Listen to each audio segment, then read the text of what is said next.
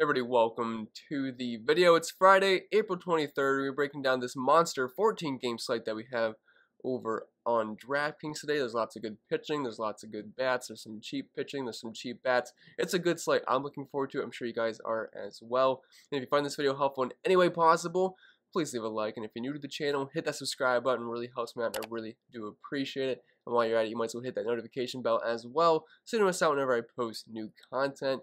Follow me over on social media. The handle is in the bottom right corner of your screen.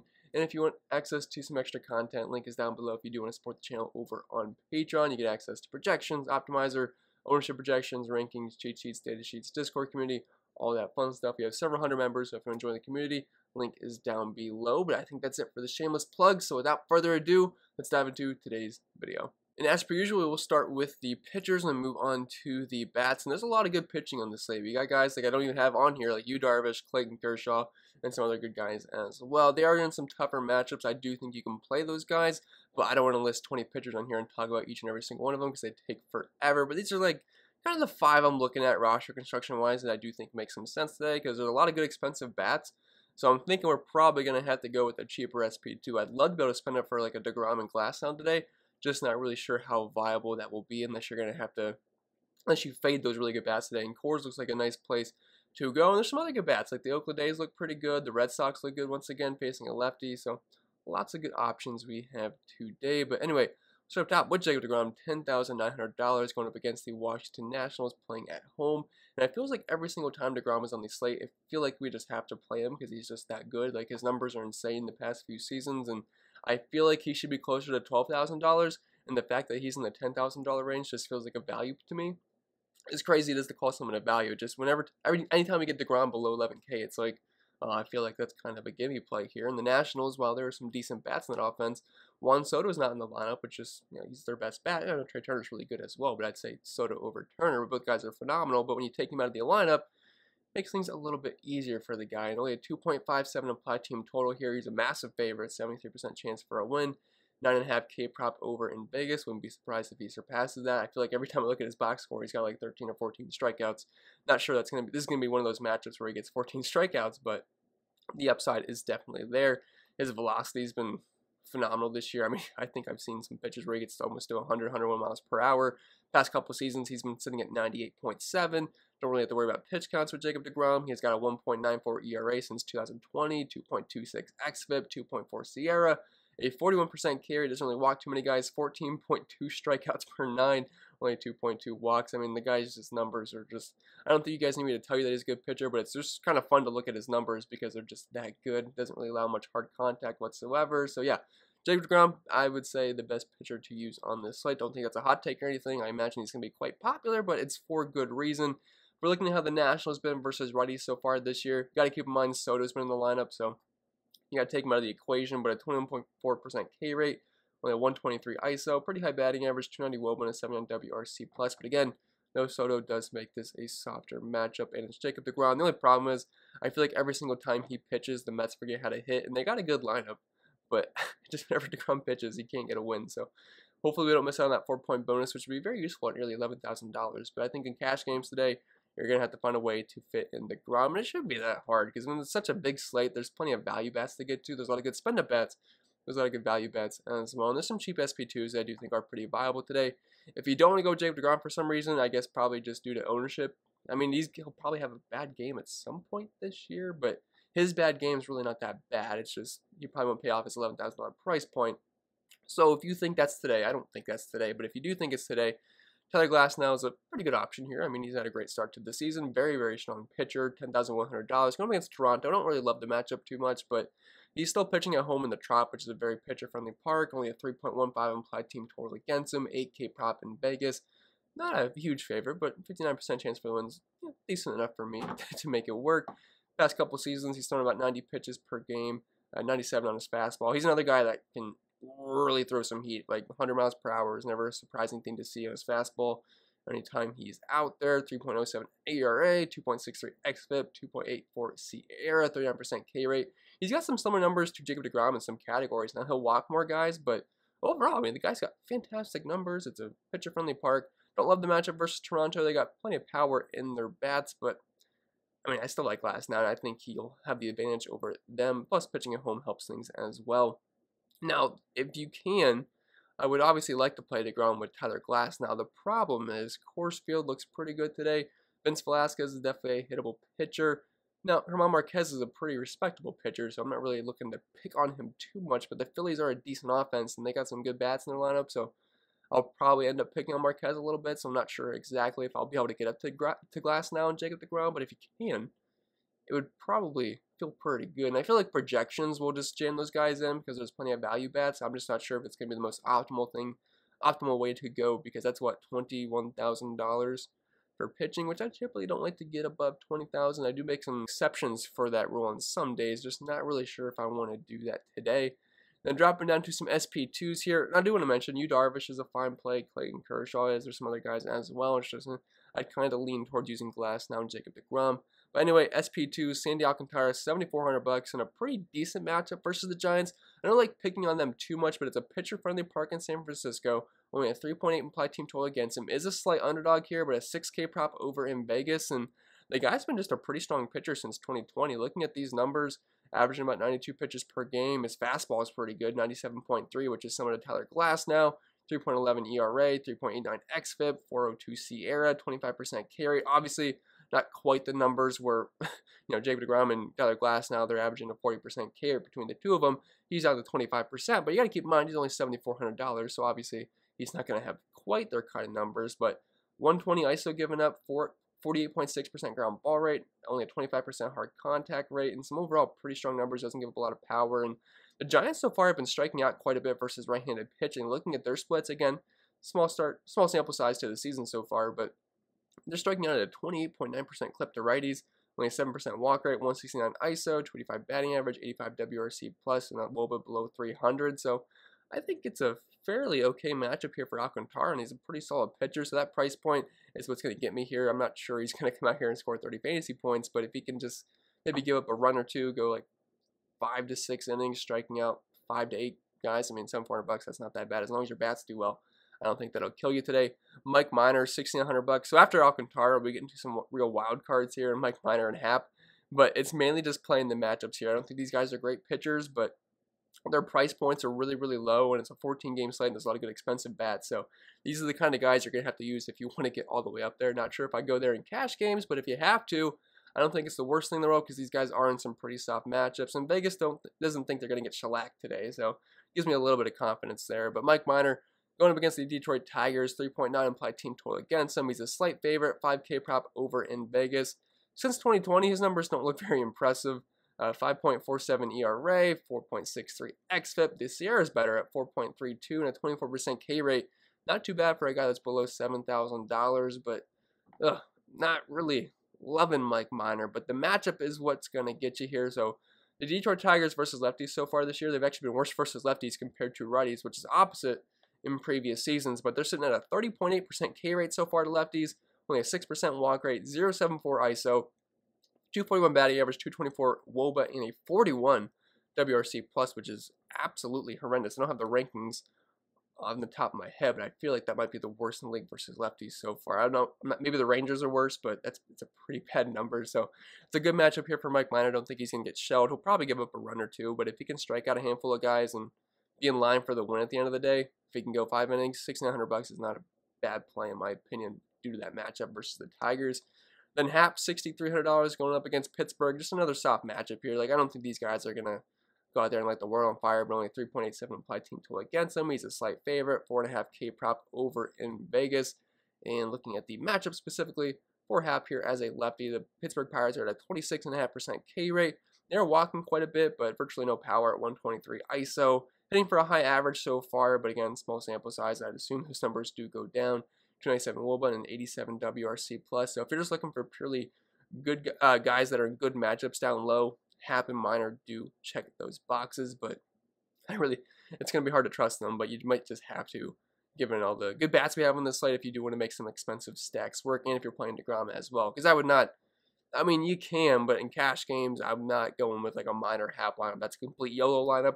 You're probably getting all the bats you want, so if they have decent games, it could work out if your bats go off. It's just, Jacob deGrom goes out there and gets 40 points and either Minor or Happ have a bad game, you're definitely going to be behind the field quite a bit, especially in cash games. But that's going to be it for the pitchers, guys.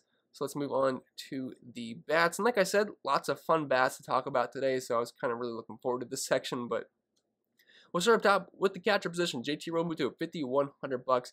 He's playing in Coors Field today in this Phillies-Colorado game, or Phillies and Rockies game. I kind of said the city and then the team name, which is opposite. But anyway, Phillies and Rockies here. So Germán Marquez is a good pitcher, so I'm not really like picking on him in the sense that he's just a trash pitcher. It's just that the Phillies are in Coors Field, so it's always a good place to hit.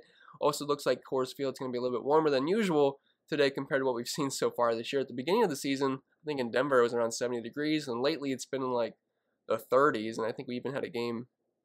Was that the game we had to snow out, or was it the Chicago-Cleveland game?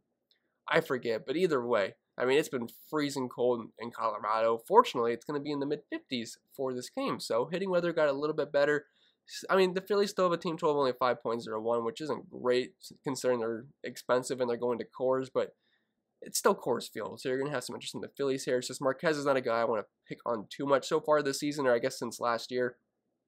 He has a 3.71 ERA, 3.93 xFIP, 21% K rate, can walk some guys, and doesn't really give up a ton of power. He'll struggle more so with the lefties compared to the righties, if you just want to look at the splits here, because versus righties, he's pretty darn good. Will allow some hard contact at 37%, but only 124 ISO given up, 286 WOBA, 235 batting average, 3.6 xFIP, and a 22% K rate. So again, it's not like just like a softball matchup here for the Phillies, but they are still a good offense, and it's Coors Field, so you can still target them. JT Realmuto, one of the best hitting catchers in the league. So if you are stacking with the Phillies, Realmuto does make sense, but I don't think they're an absolute necessity today.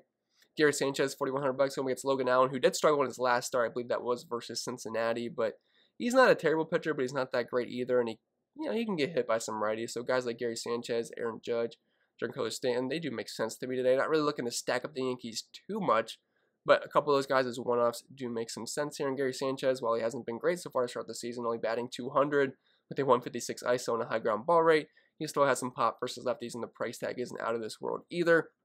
And if you want a cheap catcher, we have Tom Murphy here at $2,700, and the Seattle Mariners do look like a pretty decent stack tonight versus Martin Perez. It's not that great of a pitcher, doesn't really miss too many bats, and the Mariners got, they're a team that I like to pick on sometimes with pitchers, but when they're in certain spots, I don't mind using these guys, because guys like Ty France, I mean, I wouldn't really put Tom Murphy in that category, but he's cheap, but Mitch Haniger, there's some decent bats versus left-handed pitching in there, even versus righties as well. I did a little stack last night, so I played 2 of each. I had 2 Buehlers, 2 Sanchez's, or no, I had 3 Sanchez. I went all in Sanchez, and I had 2 Pavettas. In the one lineup I didn't use Pavetta, I did a Mariners stack, and the funny thing is, it worked out because all my Pavetta lineups didn't get crushed, but he didn't do that great either. But then the Mariners, at the end of the game, not going up against Pavetta, so it didn't hurt his points. They ended up going off because Mitch Haniger had that bomb, I want to say. Was that in the 10th inning that happened? But either way, the Mariners stack actually kind of ended up working out, and Pavetta didn't get killed, so I guess we got the best of both worlds there. But anyway, Tom Murphy, just cheap in a righty on lefty matchup here, and I do think the Mariners are a decent stack today in a hitter-friendly park in Boston. And then dropping down to first base, we have Matt Olson, $5,000, pretty expensive. When I opened up the slate, I was hoping that the A's were a little bit cheaper than they are versus Jorge Lopez. Unfortunately, that's not the case, but they're on the road in Baltimore and Camden Yards. It's a very hitter-friendly park. You get those guaranteed 9th inning at-bats as well, since they are the road team. And Olson, he's great versus right-handed pitching, and he's been really good so far to start the season. Only 66 plate appearances, but a 316 batting average, 451 WOBA, 368 ISO, 201 WRC+, and some overall really, really strong numbers. And if we expand that specifically to righties, he's crushing them right now. Only a 16% K rate, 31 ISO, 357 batting average, and a pretty good home run to fly ball ratio. So I can definitely get behind some Matt Olson today if you are stacking up the A's. Because again, you don't have to stack the Phillies. I realize they're in Coors Field, but they're not absolute necessity this today. And you can even make a case I'd rather play the A's over the Phillies today, just because I think the pitcher on the mound's a lot more beatable. I mean, it's obviously not Coors Field, but Jorge Lopez is not a good pitcher. Since 2020, he's got a 7.18 ERA, 4.48 xFIP, which is a lot better than his ERA, but still not that great of a pitcher. 19% K rate, 7% walk rate. I was over a 200 ISO and really struggles with the lefties specifically. So you can sign me up for pretty much all the A's here, but I do like the lefties quite a bit. Rhys Hoskins, $4,600. Again, if you want to play the Phillies and Coors, I get it, but you don't absolutely have to today. But if Marquez is off his game, I mean, these guys can definitely take advantage of that because there's a lot of good bats in the lineup. JT Realmuto, Bryce Harper, Rhys Hoskins, Andrew McCutchen, some decent guys in the bottom half or the mid portion as well, like Alec Boehm. But if you are stacking them up, do like them. And then if you want to get a cheap first baseman, I did have Brad Miller listed here. I just edited that to Mitch Moreland because I didn't want to get too much Phillies on the sheet just because I feel like I might lean towards the A's overall over the Phillies. It's very close, so I put Mitch Moreland here. You can play Brad Miller as well. It's just Mitch Moreland, he's been hitting the ball well, and he's always been pretty good versus righties. And Jorge Lopez is not a great pitcher, especially versus lefties. Also like the guaranteed ninth inning at bats, and then I also like them being in Camden Yards. So Mitch Moreland, I think he makes some sets, hits into the bottom half of the order, as does Brad Miller. I feel like they're very similar plays. If you're stacking the A's, you play Mitch Moreland. If you're stacking the Phillies, you play Brad Miller. It's pretty much as simple as that. Going down to second base here, we have Ryan McMahon, $5,200, very expensive, and I realize he's had some decent games so far this year. I feel like it's kind of a really expensive price tag for Ryan McMahon. But Vince Velasquez, the Rockies, I would say, are the better team to target in course today. They have the higher team total. Vince Velasquez is a much easier pitcher to hit than German Marquez. He can be a bit of a wild card. I know in the past Vince Velasquez has had some pretty strong games. He's also another guy that can give up a ton of power, walk a lot of guys, and be a bit sporadic. So I'm definitely liking the Rockies here, and overall, they're not super expensive. I know Story's $5,100 and Charlie Blackman's in the mid 4K range, but you can stack these guys up. Not that hard, although I don't really love this lineup. It's not a really good lineup, so I'm just focusing more so on either Story and Blackman, but probably these other guys are decent plays today. But anyway, McMahon, he's been hitting the ball well this season, has had quite a bit of power as well. He's batting .275 with a .373 WOBA and an ISO above 300 with a slugging close to 600. So he has been hitting the ball well this season. It's just a small sample size, and I'm not sure he's that great of a hitter, but if you are stacking up the Rockies and you got the money for McMahon, I think he makes sense.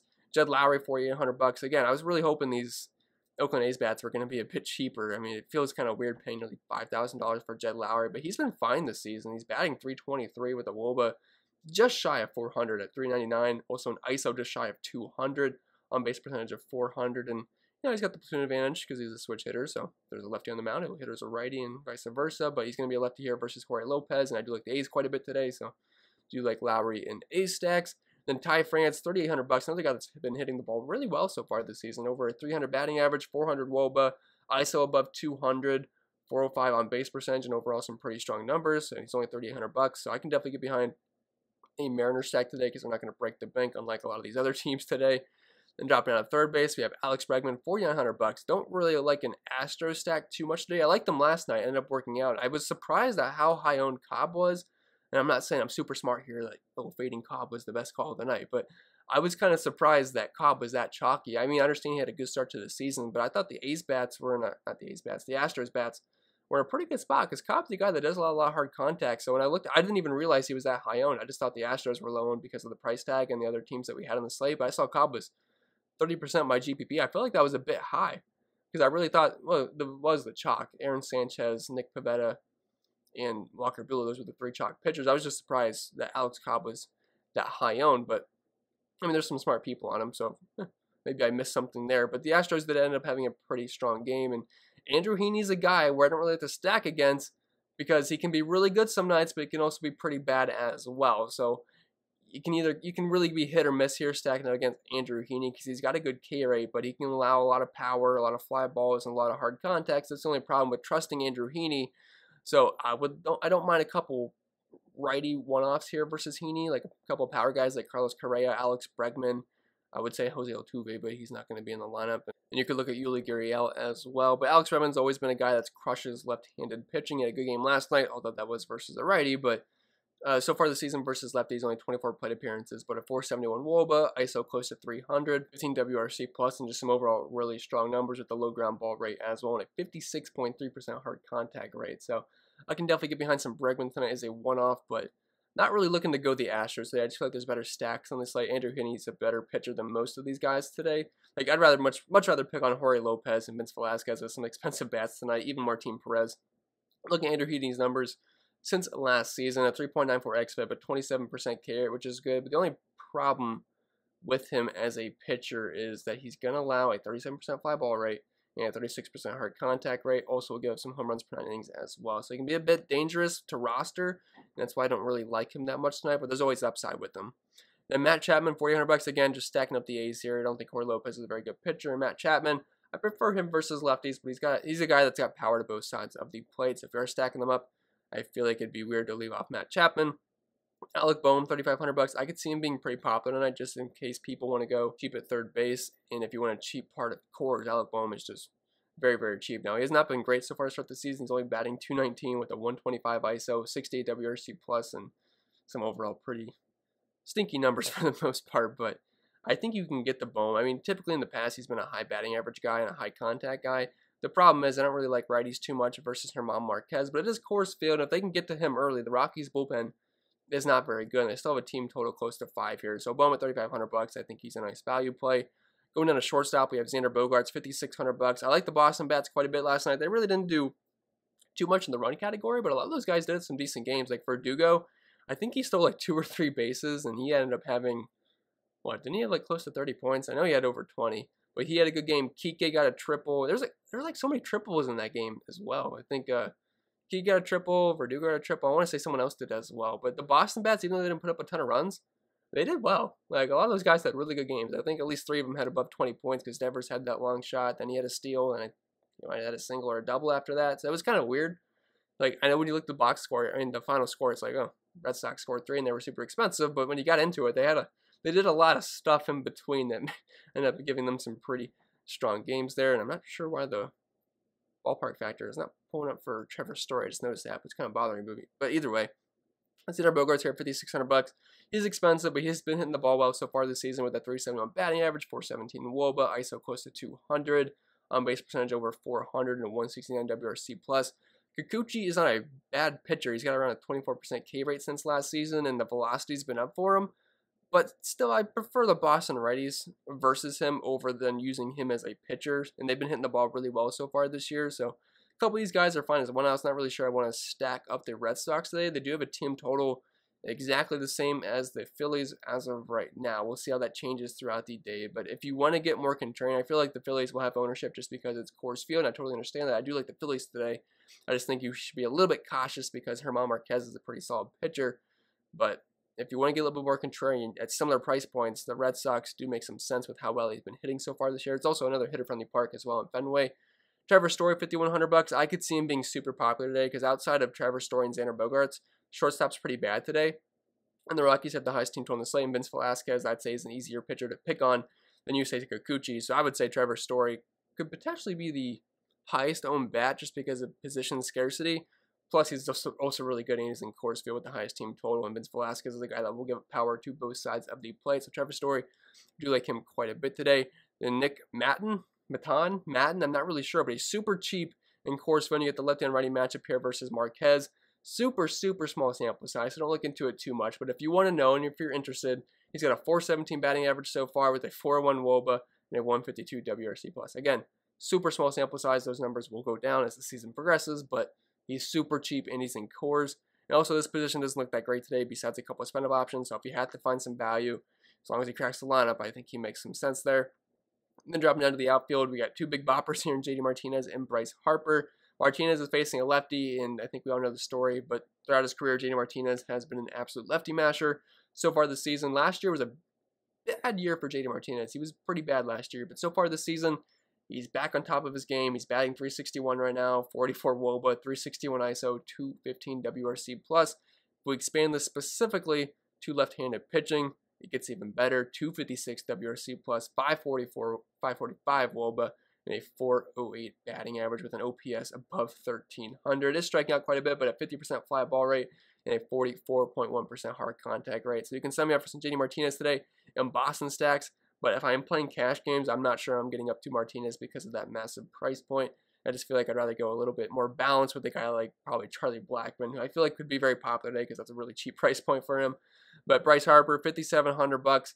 I like lefties versus Marquez, and Bryce Harper is the best bat in that lineup, and he can crush right-handed pitching. So if there's one Phillies bat I'd like to play, just disregarding price tag, Bryce Harper would be the top of my list. Not that that's a wild take or anything. I'd assume most people would say the same thing, but it's just the truth, so I thought I'd mention it. But so far this season, he's playing pretty well. 357 batting average, well, but close to 500, 268 ISO, WRC plus just shy of 200 with some overall really, really strong numbers. High walk rate as well, as per usual with Bryce Harper. And he's got a 53.5% hard contact rate this season as well. So liking Bryce Harper quite a bit here, specifically at a righties. I'd be interested to see that hard contact rate. Yeah, it's a little bit higher at 57.1%. And the numbers get even better versus righties. Only a 10% K rate with a 20% walk rate. So some really good ratios there. Just a little bit expensive, but I do think he's a very strong play and best play on the Phillies. Then some more affordable outfitters. We have Charlie Blackman at $4,500, and I feel like a lot of people are just going to lock and load Charlie Blackman and Trevor Story today in cash games, which I get it, because Trevor Story should probably be closer to $6,000, and Blackman should be in that 5K range. So we're getting a really nice price tag on Blackman here at $4,500. I know he's been pretty bad so far this season. He's only batting 176 with the 137 ISO and a 63 WRC plus. But we know Charlie Blackman's a very, very strong hitter, and Vince Velasquez is a guy that can get beat up by both lefties and righties. I don't think we've actually even gotten into his splits yet. So if you guys are interested in his splits, since last year, it's a 38 inning sample size, but he's got a 5.92 ERA, 4.26 xFIP. He's got a good K rate, which, well, you know, he's got some upside there, but he's a guy that's going to walk a lot of guys and give up plenty of power as well. I'm definitely not that scared of Vince Velasquez today. Giancarlo Stanton, $4,200. He's getting pretty cheap. I know he hasn't been great so far this year. He's only batting 158 with a 175 ISO, but this is a guy that's got a ton of power. I mean, some of the best power in the league versus left-handed pitching over the course of his career. And Logan Allen, well, he's a guy that can get a lot of ground balls. That still Giancarlo Stanton. And Cleveland's not a bad park for hitting. It's not like it's Coors Field or Cincinnati or a place like that, but it's not a bad place for hitting. And Giancarlo Stanton at that price point, we're getting close to the 3K range with Stanton. So he's looking like a pretty good value play today just for some cheap righty on lefty power. Mitch Haniger, $4,100. Do think the Mariners are a decent stack today. Not sure how popular they're going to be, but I do think if they're going to be low owned, I like them as a contrarian stack. But you can play a couple of these guys as one-offs, even in cash games, I think. But Mitch Haniger, he's been hitting the ball really well so far this year, batting .316, 401 WOBA, 289 ISO, 166 WRC plus. He had a great game last night. Had that homer late, and he's good versus lefties and righties. And Martin Perez, just not that great of a pitcher, so I like Mitch Haniger today at that price point. Kike Hernandez, $4,000, going to be against Yusei Kikuchi. Always liked him versus lefties, but he's leading off for a stack that's got a team total above 5 tonight, so I don't mind Kike at the price point. Andrew McCutchen, $3,900. I could see him being pretty popular tonight just because he's leading off in Coors Field below $4,000. I realize I like lefties versus Marquez more so than righties, but still, if you are stacking the Phillies, you can't leave off McCutchen below $4,000. He's not had a great start to the season, but I think those numbers will rise. Then Raimel Tapia on the opposite side of this game, he's only $3,000, and I do prefer the Rockies over the Phillies just because I feel like Velasquez is the easier pitcher to pick on, but they have a team total at 4.49, which is half a run higher than the Phillies here, and he's leading off only $3,000. Not a guy that's going to hit for power. That being said, guys, I think this can be it for the video, so I hope it was helpful. If it was, make sure to leave a like, comment any questions you have down below, any of your thoughts on the slate. Subscribe to the channel if you haven't already. Hit that notification bell. And if you want access to some extra content, link is down below for my Patreon, projections, optimizer, ownership projections, rankings, cheat sheets, data sheets, which I do update throughout the day, and all the data does update every single night, so you get the most up-to-date information. And yeah, pretty much is all on there. Top Stacks tool, Discord community, got several hundred members over on Patreon, so I do appreciate the support over there. But yeah, that'll be it. Hope you guys enjoyed the start to your weekend, and I'll see you guys in the next video.